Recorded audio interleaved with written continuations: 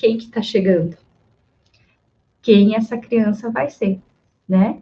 E a gente precisa ter ferramentas e entendimento dessas fases para a gente poder lidar da forma mais adequada e ajudar nesse potencial de desenvolvimento. Então, aos 9 anos acontece o primeiro Rubicão.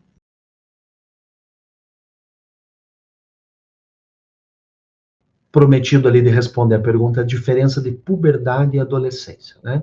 Bom, então, puberdade é aquele período, se refere àquelas mudanças fisiológicas, ou seja, as mudanças do corpo, da fisiologia mesmo, que começam a acontecer ali por volta dos 9 anos de idade e vão terminar na fase adulta, né? Então, fase adulta a gente considera aí a partir dos 18 anos ou 21 anos, dependendo do autor consultado, mas pela OMS a gente ainda é criança até os 20 anos e 11 meses e 30 dias, né? Os jovens não gostam muito que a gente fale isso, né? Que a gente chame o adolescente de criança ainda, mas são, por definição. É uma fase, então é a última fase da infância, né? E aí vai se caracterizar pela maturação sexual, ou seja, a criança passa a ter capacidade reprodutiva, né? Falando em termos bem biológicos, bem gerais mesmo.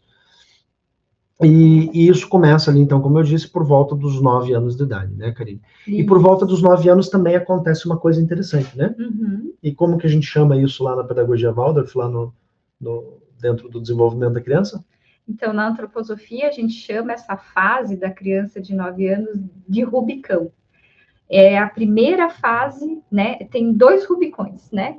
O primeiro Rubicão começa aos 9 anos. E o que é o Rubicão, Thiago? O Rubicão é um rio que fica nas cercanias de Roma e se refere o cruzar do Rubicão. Foi quando Júlio César entra com os seus exércitos na cidade de Roma e ali era o ponto onde ele já não poderia mais voltar atrás. Então é isso. Quando a gente fala em cruzar o Rubicão, sempre se refere a esse ponto do sem retorno, né? The point of no return. Então é aquele ponto a partir do qual já não se regride mais. E isso também acontece com a criança, né? Quando ela cruza esse limiar, que acontece primeiro aos 9 anos, e aí há uma mudança física também, né?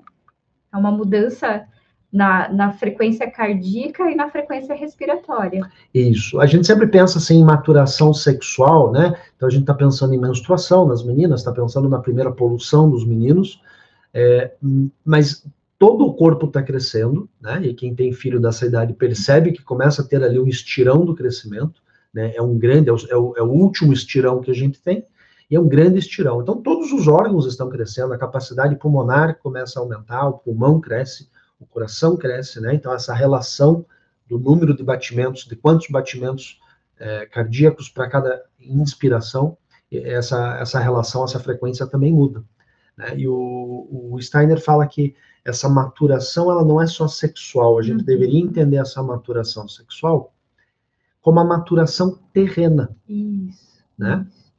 E essa maturação terrenal, né, essa maturação terrena, ela vai acontecendo gradualmente na criança. Então, aos 9 anos, isso se torna mais dramático, vamos dizer assim, porque além dessa mudança fisiológica, ou junto com essa mudança fisiológica, vem uma mudança de percepção do mundo, vem uma mudança emocional, uma mudança que a gente, como pais, e professores, acaba estranhando, né? Aquela criança que está lá no primeiro setênio, nos 2 primeiros anos da fase do segundo setênio, entregue ao mundo, confiante ao mundo, ela começa a questionar.